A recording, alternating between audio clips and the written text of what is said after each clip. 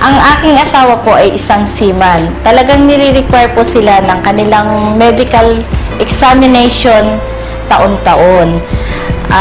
Lately na lang po, nani-require po sila na examination nila para sa Hepa B. At na-surprise po kami nang nalaman namin na reactive po pala sa kanya ang Hepa B. Nag-second opinion po kami sa ibang doktor and then sinabi na wala nang kagalingan ang Hepa B. Last November po, nagkaroon po ulit siya ng medical examination bago po siya umakyat ulit ng barko.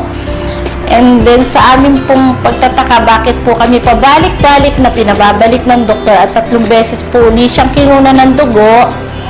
At nang tinanong namin po ang doktor kung bakit, sinabi po sa amin na non-reactive na yung kanyang Hepa B. Tinanong po kami ng doktor kung anong tinitake niya. At sinabi po namin na complete plus yung white light para po sa liver. And then lately po yung ating C24/7. Naniniwala po kami na sa produkto ng AIM Global ay walang imposible.